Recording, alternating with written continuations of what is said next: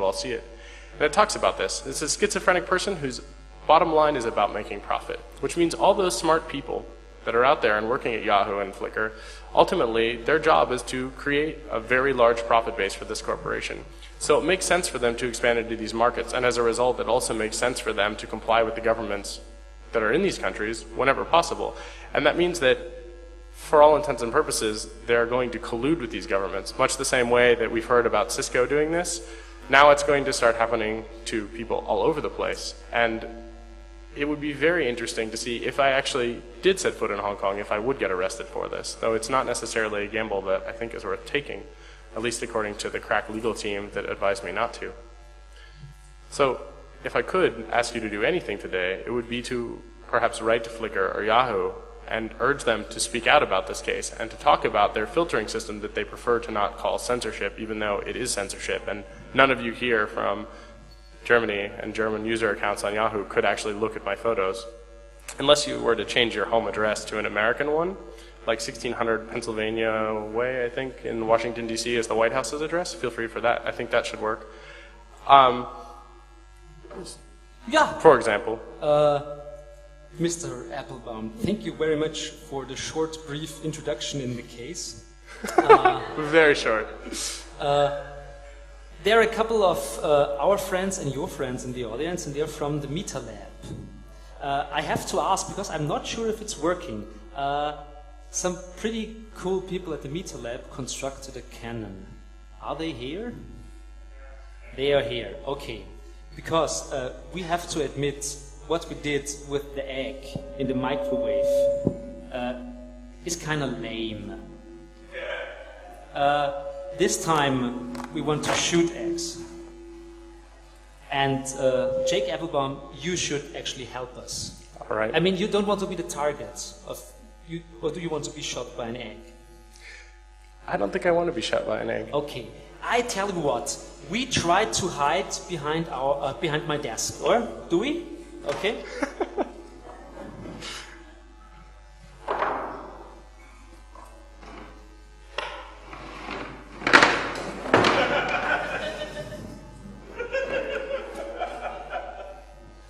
Okay.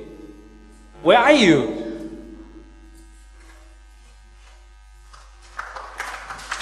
There they are. I don't think this is going to work out very well. Because from an aesthetical point of view, it doesn't work correctly with like boiled eggs. It has to be a splat. And I think we should somehow get another new canvas. Okay? Okay.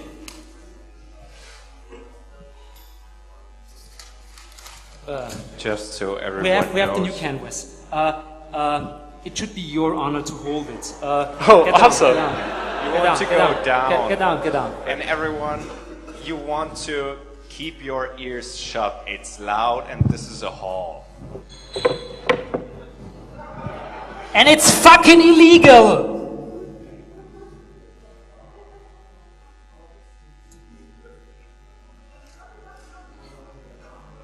You know, Johannes, I think I hate you just a little bit. Yes, yes.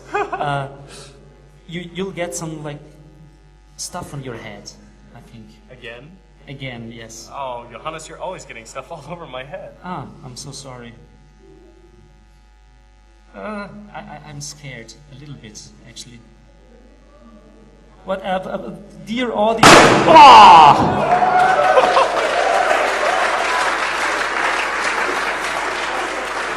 Where is it?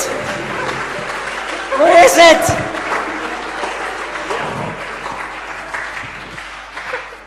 I mean, that's the 50s, but that's the future. Thank you very much, Meta Lab.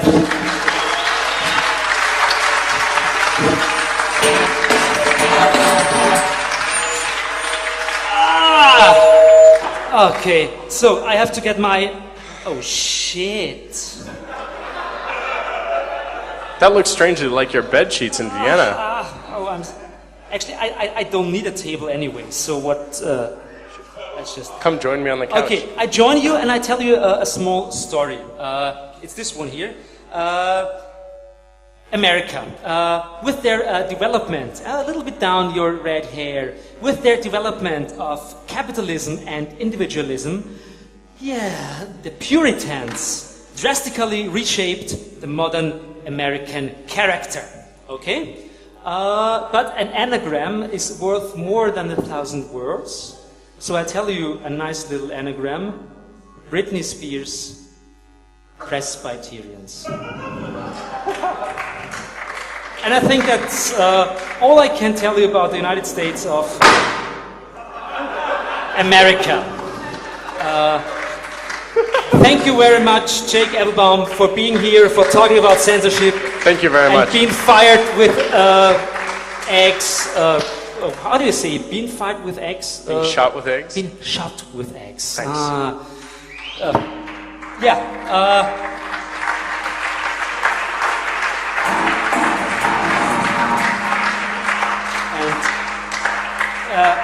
I'm so sorry, it's a complete mess, and I'd like to introduce you to our next guest. It's B9 Punk. She's from the United States of America too. Where is she? Yeah, there she is, yes.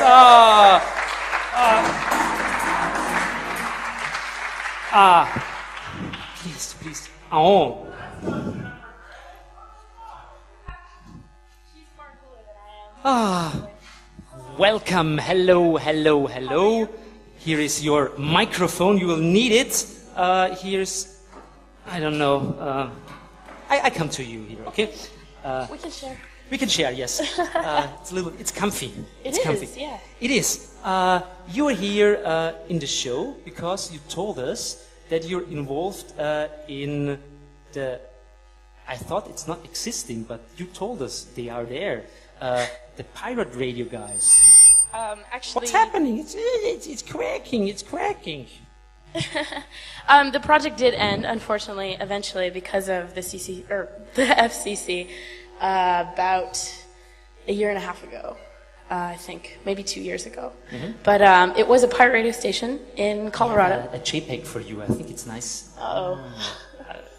It's the first thing I don't look like that anymore anyway. It's okay. You like it? Yeah, there it is. KBFR, Boulder Free Radio. This was a station in Boulder, Colorado, pirate radio station, unlicensed. It ran for 5 years. It began in 2001. And the thing that's so interesting about KBFR is that it was, well, maybe not, one of the first times we got hackers really, really involved in pirate radio. So, where shall I begin? Where shall we begin? First of all, I think we have to tell the people what Boulder, Colorado is. Because Boulder, Colorado, there are a couple of actually interestingly liberal spots on the American map. There's this like strange liberal spot called Austin, Texas, in Texas. And there's this liberal spot in the center of Colorado. It's called Boulder. So is this a reason why you we did call it it in Boulder? 10 square miles surrounded by reality, actually. Okay. Yeah, it is kind of liberal. It's a college town. It's became famous right after the Vietnam War, during the Vietnam War, for huge amounts of protesters and everything. Colorado is basically the most civilized state in between California and New York. Someone might argue with me with that. But yeah, we have a big metropolitan city, and they're very conservative. So right outside of it, we have a small mountain village, which is quite liberal, and that's Boulder. So. Okay. Is there? So you started to create a pirate radio there. Why did you start a pirate radio? I mean, is there?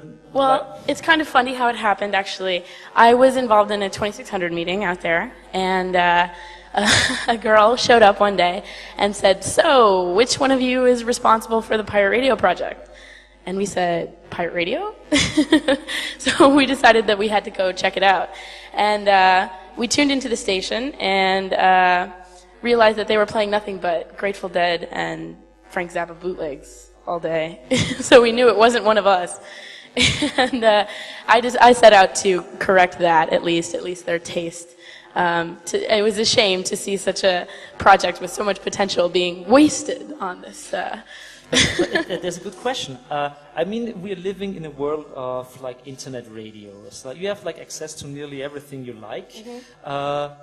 But it's like it's a different format and it's a different medium. So you don't have like the typical like radio, like the airwave stuff thing. You have like it's just like log into like a stream or something like that. Why did you like really? Why did you get involved like in real pirate radio? Okay.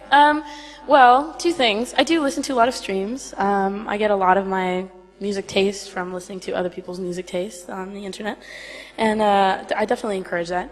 But the airwaves are here. We own them theoretically, and why not use them? I think radio is still a very relevant medium. I think the key word to remember with radio is local. It's all about getting local information about things that are happening in your city, bands that are coming, etc. One of the great things that KBFR did was we constantly recorded local bands, and we played their shows live on the air, and this is something that's certainly more difficult to pull off in an internet kind of way, and it's definitely less immediate. Also, and it's in a place like Colorado, everybody is around in their cars all the time. And even though we have satellite radio now, it's certainly not local. And I think, there's no reason not to. We should still have internet radio. I'm not against internet radio or any of that stuff, but it's there and we should use it. It's also a whole lot of fun to be on the air. Okay, I think I have to ask the question to the audience. Is anybody in the audience who was somehow involved in producing radio, doing like a radio show or, okay, over there? Oh, quite a few. Quite a few, Quite okay. a few. Ah, so it okay. is fun, right? Do you agree that it is fun? Or? Okay, so they are agreeing. Yes. Good. Okay. Good. So, I have some funny stories from the pirate days. And I think we have one like maybe the next picture we have. Yeah. Eventually we were able to have an actual rented studio. We had a lot of technological advances that KBFR helped with and was responsible for in pirate radio history. The first thing we set up was a STL link. Well, in the beginning, all of the equipment was in a van, and so when we wanted to get on the air, we would just drive the van somewhere and play music and get drunk all night. It was good fun, but it wasn't very permanent, and so we wanted something that people could reliably tune into and everything. So we set it up in a local business. Some friendly KBFR listener and fan allowed us to park the van at his place, and eventually what we did was we set up an STL link. Station to transmitter link, I think, which allowed the DJ to be in a different place than the transmitter. And this is very important because the consequences of running an unlicensed station are much higher if you're actually caught in the act. If you're not caught in the act, all they can do really is confiscate your equipment. But if you're caught in the act, then you are liable to, I think, a $17,000 fine and up to a year in jail. So that was an important technological advance. Eventually, what we did was a three-part system, it's called. One part is the antenna and the transmitter, and this is at some location. Eventually we had 40 DJs, and about only 2 people knew of the whole group where this location actually was. And it moved around from time to time to different, community-friendly places of residence and business throughout the city. The second one was a streaming server, which was actually in New Jersey. And the third was the actual DJs and the studio, pictured here, where we were harmlessly running an internet radio station. And some nasty person was relaying it onto the actual air. That was our story. If the government ever came knocking. So those are the technological advances. The funny stories all revolve around the FCC, actually. So you have to explain what's the FCC. I'm not sure everybody knows what's the FCC. It's the Federal Communications Commission, I think, and it's a branch of government that's about regulating the airwaves. So this has to do with everything from radio to your garage door opening, your cordless phones, etc. And in fact, we looked it up. a couple years ago. I think they only have 300 and some